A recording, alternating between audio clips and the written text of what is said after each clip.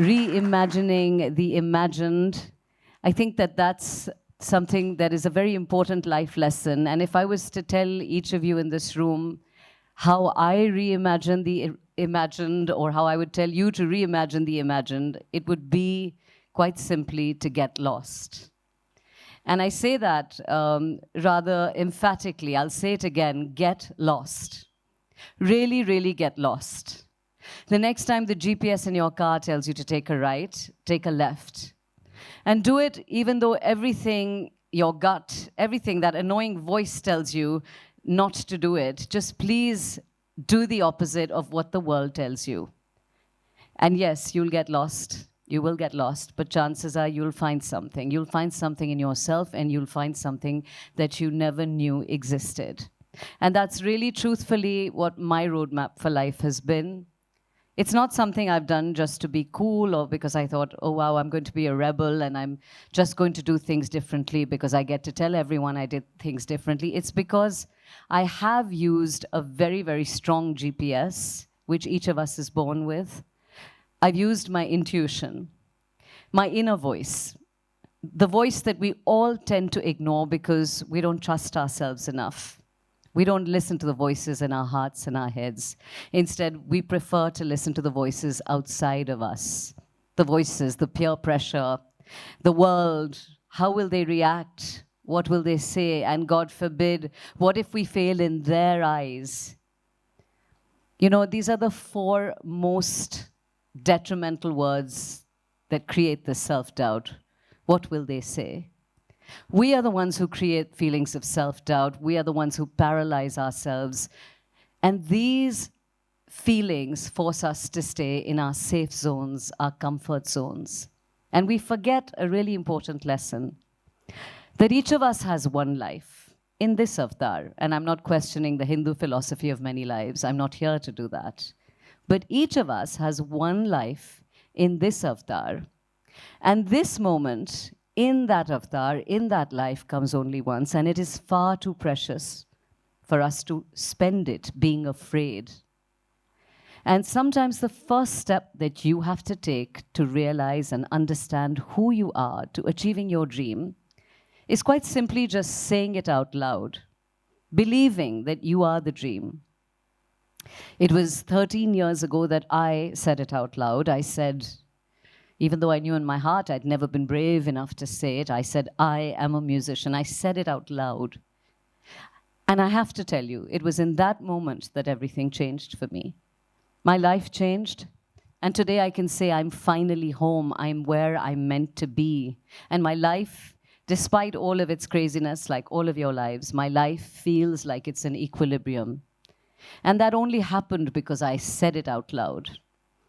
I started learning music as a very young child, like a lot of young children, a lot of young people. My mother believed I could.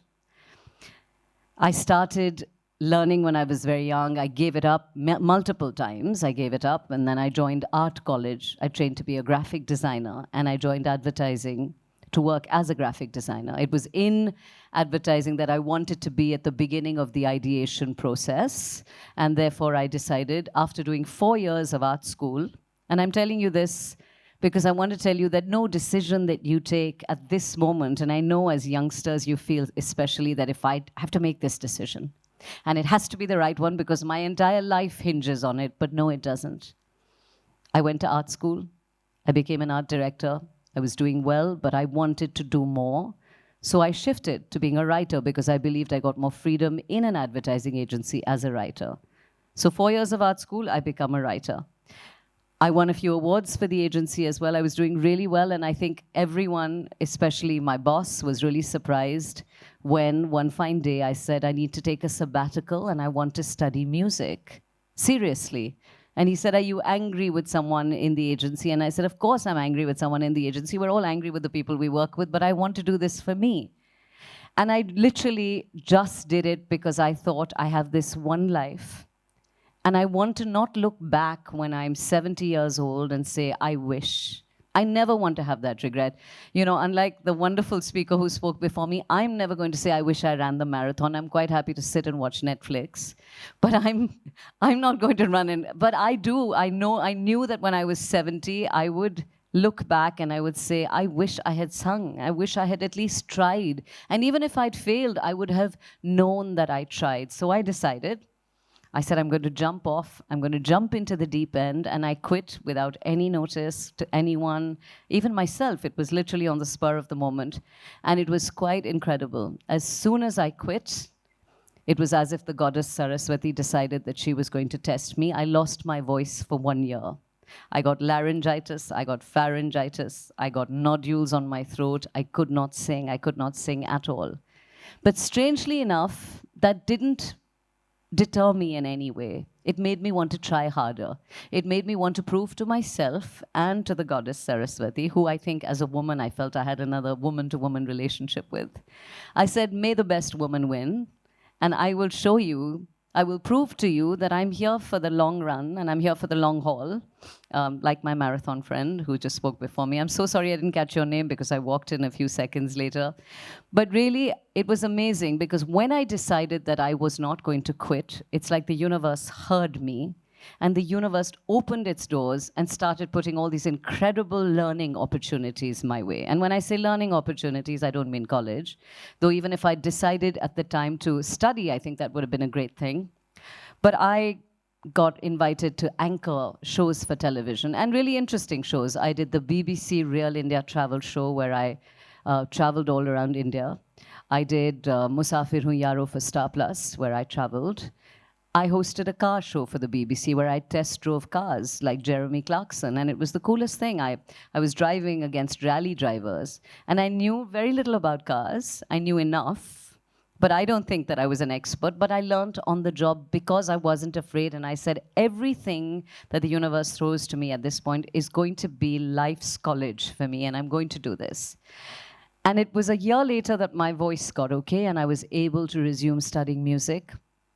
3 years after I quit my job to study music, and by this time things were going well. I was learning under Shubha Mudgal. My mother was detected with stage 4 cancer.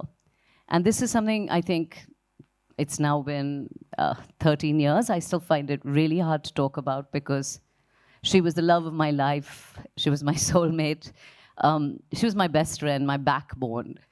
And it was so traumatic for me that I couldn't understand how my whole life was so shaken. It was that whole year that I spent looking after her, because when we found out she had cancer, we were told she has 4 months to live. From someone being completely healthy, the doctor said, sorry, there's just 4 months.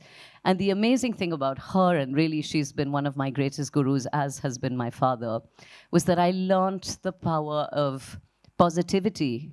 During her illness, she could get up when she had lost her hair, she had all these tubes in her, and she would still have the ability to look out of the window and say, Sonam, can you see that beautiful bird outside? And look at her, she's so beautiful. She could still see the beauty in life, and I think that, for me, was the most powerful lesson I learned, that we must all learn to play through the pain. We must all learn that the wound is the place the light enters you. And I continued to work at getting her well. She surprised doctors, and a year later she was much, much better, which no one could believe, but it was faith, it was spirituality, it was a relentless not accepting that she would not get okay for all of us. And then when I decided I was ready to get back to music, I didn't have my voice again. I was so heartbroken. So a lot of music, a lot of art comes from your soul, right? It's very hard when you're not feeling okay sometimes for you to, there will be blockages. And I think my throat was my blockage. And so I woke up one day thinking, what do I do? Where do I channel all this emotion that I have? And again, I spoke to the universe. And I'd like to believe that maybe as a musician, because I listen, the universe listens to me. I don't know, but I also listen for cues. I just said, I need maybe to do theater. I hadn't done theater other than school, which I think everyone's done. And 2 weeks later, I got a call from a wonderful theater director, a friend of mine who'd become a theater writer and director. And he said, there's a play, would you like to audition for it? And I really thought it would be an amateur sort of thing. And I said, yes. I went for it. I got the second lead.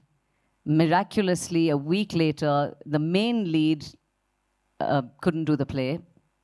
I get to do the lead. At the same time, I got another lead. I got invited to audition for another play, which was a musical, which was traveling to the UK and Singapore, and I got the lead. Now, it was really daunting because I had to do things I hadn't done. I didn't really grow up. I grew up listening to Bollywood music, but my love was for old Bollywood music. I didn't really love the new kind of music because for me it was too hectic. But I had to do all of the things that I was afraid of in that musical. And I forced myself to step out of my comfort zone because I realized, I said, I must push myself, otherwise I'm not going to grow. There was a beautiful thing I read the other day which said, allow your children, all children, it was to parents, I found it somewhere, and it said, allow your children to learn music, to sing, to dance, to write. Not so that they become good at it, but so that they just become. Because art grows your soul in a way really nothing can. And I think for me, I did, as I said, all of these things, I did those plays, but my experience with theater really became something of great value to me when I worked with the head of the National School of Drama, Amal Alana, who used to do very stylized theater. And like most people, you know, we all think we can act, I can do this, I can do that. So I said, I can also do this stuff. But she taught me this amazing thing. She said, I realized through her that one of the reasons I wasn't being able to sing also, it was heartbreak for sure, but it was also that I was in search of the wrong thing. I was in search of perfection. So I was hard and critical of myself. I said, I must be perfect, otherwise I'm not going to do it. I'll do it when I'm better. I'll do it when I'm good at it. She taught me that I didn't need to be in search of perfection, but I needed to be in search of the truth, of what was my truth. And as long as there is truth in what you say, as you, there will be beauty. You know how you can be walking on the road and you can hear the most beautiful song coming from a radio, which is perfectly auto-tuned. There's no notes wrong, and you're like, huh, nice song. But you can also be walking on the road and you can hear someone sitting on the street with a very cracked, broken voice singing of his or her pain, and that brings tears to your eyes. And why is that? Because that is true. That is that person's life that they are telling through their art. And so when I learned that I wanted to focus more on truth, it taught me that I had to stop worrying so much about failure. I had to stop worrying about failure. I had to stop worrying about success. And I had to stop caring about perfection. I had to spend more time in the search of truth, in the search of my truth. As I said to you, I was very fortunate to start learning music when I was young. I started learning from some of the most amazing teachers. But I don't think now in hindsight, the reason also I didn't really start singing or start getting onto stage to sing is because I also, once I understood this concept of truth, I said, I will get onto stage when I have something to say which is mine, which is my truth, my story to tell. One of my gurus also had once told me when I was quite young, she said, to be able to sing, you have to have lived. And I was 20 at the time, and I thought, yeah, of course I've lived. I mean, I'm 20 years old. And I didn't understand it then. But I do understand it now, and I do think I have lived a little. I lived through some things that really impacted my life. I lived through the 1984 anti-Sikh riots. Horrific anti-Sikh riots, where thousands of Sikh men, women, and children, innocent men, women, and children, were killed for no fault of their own, except for the fact that they were labeled to belong to a religion or a community. I lived through the terror, the fear, the hatred, the not knowing why as a child, not understanding why this community, why our community was being attacked. I lived through the Asian tsunami in 2004 in Sri Lanka. I was there in Sri Lanka with my husband, and we were both underwater. We got caught in the tsunami, and we were underwater. We held on to pillars, not knowing whether we would survive. And when we did survive, and we could see other people getting washed away in front of us, it was really, you question, why am I okay? Why are they not okay? I lived through the miracle of my father surviving a very serious illness where every one of his organs had pretty much failed. The doctors had said it was over. He'd been in hospital for 6 months. But he survived because I believed in God. I lived through watching him look after my mother. I watched him live through my mother battling her cancer so bravely, and I lived through the hardest of them all, losing my mother despite my belief. And that made me question spirituality, it made me question faith. And I came to an understanding of forgiving, of accepting, of questioning God, of questioning justice, of questioning religion, how it's supposed to unite us, but how it divides us. And through all of these, everything that happened in my life, I learned that I have a different kind of faith, and I learned to have a faith in people, in God, but in finding God within people, in love, in compassion, in kindness. And that is when I realized that I wanted what I wanted to say through my music. And I realized that my music finally had a voice. And that is what I created with the Sufi Gospel Project. So the I know I had to give you all of this to bring you to what I had been through so that you could understand what it was that brought me to the Sufi Gospel Project. The Sufi Gospel Project, quite simply, is my attempt to blend many different voices of faith, many seemingly different voices of religion and faith, to try and create one universal voice of faith. To say something very simple, that very important, a message I hope all of you will hear, is that each of us can have our own truth. We can find that truth in a temple, in a shrine, in a church, in a mosque, in a gurdwara. But the most important truth to remember is that each of these truths, no matter where we find them, is just as valid, is just as important, is just as equal, it's just as valid. We've been talking a lot. India likes to say that we're a very tolerant country, and it's a great word for all practical purposes, but I personally don't agree with the word. Because tolerating someone means holding at an arm's length, putting up with. You're okay. Yeah, I'll tolerate you. The word we should be bringing into our vocabulary of everyday life is acceptance. Because to accept means to hold close, to embrace, to see as equal. You know, we really need to change tolerance to acceptance. And that, through the music of the Sufi Gospel Project, is what we try and do. I'm asked very often, is this fusion music? Because you blend sometimes English music with Hindustani. You blend Farsi with Urdu or Farsi with Punjabi. And I say, perhaps it is a sort of fusion, but it's not fusion music for the trend of it. It's a fusion of ideology. It's a fusion of different, seemingly different belief systems from different regions and religions and times. But actually, if you stop, you will realize that across region, across religion, whether it was Kabir Das, who said, "Moko kahan dhoonde re bande, main to tere paas mein. Na main jap mein, na main tap mein, na main vrat upavas mein. Na main kriya karm mein rehta, na hi yog sannyas mein. ना ही प्राण में, ना ही पिंड में, ना ब्रह्मांड आकाश में, ना मैं भ्रिकुटी भवर गुफा में, सब श्वासन की श्वास में, हर इंसान की हर सांस में हूँ. खोजी होए तुरंत मिल जा, इस पल की तलाश में. कहें कबीर सुनो भाई साधो, मैं तो हूँ विश्वास में." Whether it was Kabir who said this, or it was Rabia al-Basri from Iran who said, "In my soul, there is a temple, a shrine, a church, a mosque that dissolve in God." Prayer should bring us to a place where no walls or names exist. In my soul, there is a temple, a shrine, a church, a mosque that dissolve in God.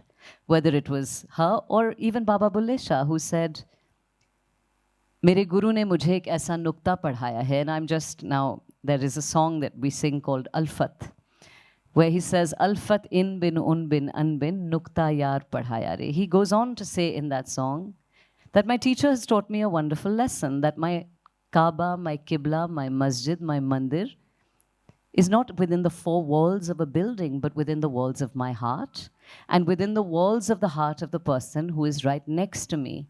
And he says, now that I have this knowledge, I'm free from the shackles of ritual, religion, gender, label.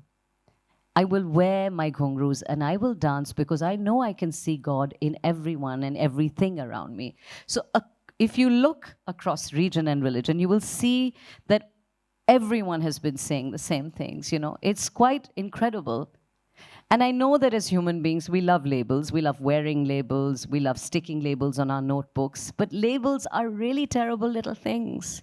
They're really evil, mean creatures, if you think about it. But what labels do is they put you in a little box. And that's exactly what religion does. It puts you in a little box with a neatly placed label saying you belong to this community. Then it piles these boxes up against one another. And then finally, one box tips over, causes a domino effect, and then we know what happens. All hell breaks loose. If this was a room of people you didn't know, and you were meeting for the first time, you wouldn't be able to look at the person next to you and say, oh, this person looks like he or she belongs to this religion, and you shouldn't be able to either. That is really what humanity is. The only religion that should matter as responsible citizens of the world going forward is the religion of humanity. That is the only religion you need to say you belong to. You can follow your other religious beliefs, but really, if you can follow the religion of humanity within whatever religion you're in, then you're understanding the meaning of really what religion means. So I think that for me specifically, when I started the Sufi Gospel Project as well, I got asked by everyone, you belong to the Sikh religion, why do you sing Christian bhajans, as they were called? Gospel music was called Christian bhajans. And I didn't even understand the question. I said, how does it matter what way I want to call out to God in? Whatever feels right to me. I may want to wake up and say the Mool mantra in the morning. I may want to say the Gayatri mantra in the afternoon. I may want to, say hallelujah at some point, but that's personal and it shouldn't matter. So they really couldn't understand what I was doing. And so when my first concert happened, where I literally took the philosophy of Saint Kabir Das, which was flowing into the gospel hymn, Abide With Me, where Amir Khusro's poetry was flowing into Buddhist chants, where Baba Bulle Shah's words were flowing into Amazing Grace, where the call to Allah, the words of the Gita, and the Sikh morning prayer just flowed seamlessly into a Gaelic chant, perhaps. Everyone was just like, what is this? And I said, this to me is Sufism, because Sufism means an acceptance of all humanity, simply put. And if that's what it really means, then I really need to blur these lines between all these so-called different religions, different faiths, and I need to create a seamlessness so that you in your heart can understand that one thought can seamlessly flow into another, one religious belief system can do the same, and you will find similarities across everywhere. A place really where many different hallelujahs and calls to God can exist in harmony. So really, I think that it's really time. I mean, for me, the music really was about creating this voice because I wanted to be a musician with a message, because I wanted us to take the time to pause and listen, because sometimes we're shouting so loudly over each other, we don't realize we're saying the same thing.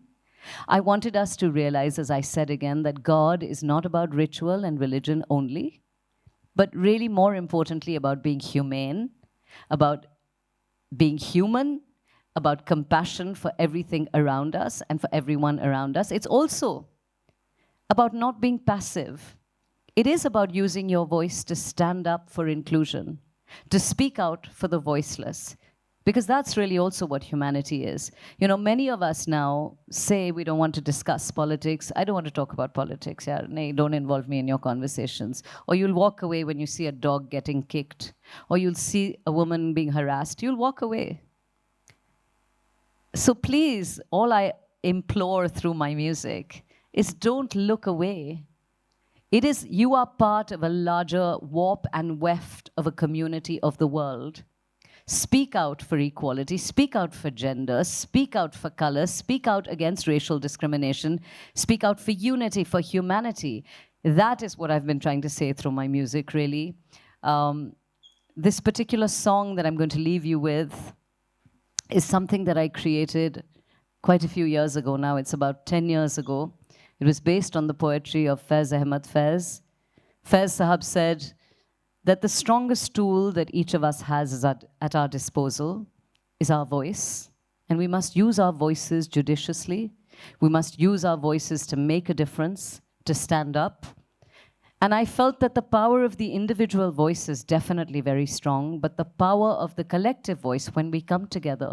And you've seen this. You've seen this when Jessica Lal, I don't know, you're all so young, but Jessica Lal, that murder happened. The only way the Supreme Court was moved was that when all of India came together to protest. Nirbhay. All of India came together to protest. CAA. We came together to protest because we didn't believe it was right, right? So the only time we can make a difference is that we remember that we are one. We remembered this during COVID, by the way. We remembered this. COVID was a great equalizer. We showed great signs of this religion of humanity when we were living through COVID. We helped strangers. We prayed for strangers. We gave blood for strangers. We got medicine for strangers. But just as COVID ended, we forgot.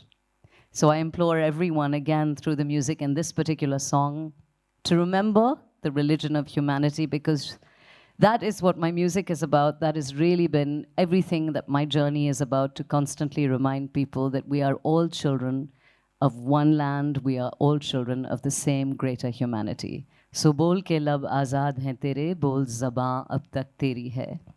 Tera sutwa ye jism hai tera, bol ke jaan ab tak teri hai. Bolo ek awaaz hai hum.